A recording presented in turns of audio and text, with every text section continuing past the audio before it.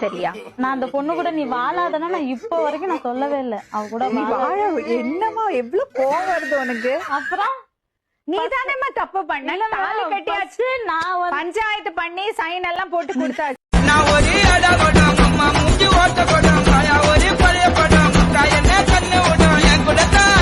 Hi friends, இது உங்கள் SMT 360. நம்ம சேனலோட நோக்கம் மக்களை சிரிக்க வைக்கிறது மட்டுமே. நம்ம வீடியோஸ் பிடிச்சிருந்தா லைக் பண்ணுங்கள், கமெண்ட் பண்ணுங்கள், ஷேர் பண்ணுங்கள். மறக்காமல் நம்ம சேனலை சப்ஸ்கிரைப் பண்ணுங்கள்.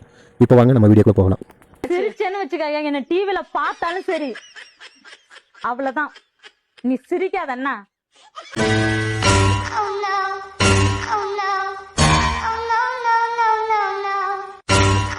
பார்த்தோம்ல. ஆனா இப்படி இருப்பா நிஜமா நினைச்சு பார்க்க மேடம். நிஜமா நினைச்சு பார்க்கல மேடம். சொல்லு, எத்தனை ஹஸ்பண்ட் சொல்ல உனக்கு?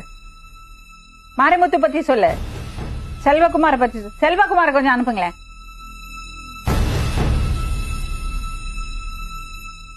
இது யாரு தெரியுமா? தெரியாது மேடம். கேளுங்க ஒருத்தர். உங்க பேர்? இவரும் உங்கள மாதிரி Facebook ஃப்ரெண்ட்.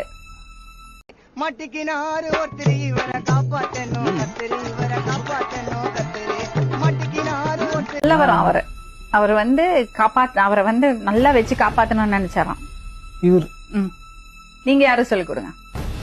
நான் தான் 2வது கல்யாணம் பண்ணிருக்கேன். அம்முக்கு டும்முக்கு அம்மாள் டும்மாள்.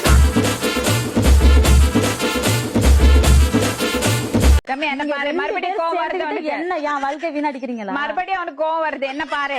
ஹலோ ரம்யா, என்ன பாரு. கோவத்தை அடக்கு. கோவத்தை என்ன கேக்குறேன், நீ பண்ணறது தப்பெல்லாம் பண்ணிட்டு மத்தவங்களே குறை சொன்னா நான் எப்படி? குறைய சொல்லலங்க. நான் ஒரு அடா படம் அம்மா மூஞ்சி ஓட்ட படம் ஒரு பழைய படம் என்ன கண்ணு ஓட்டம் என் கூட தான்.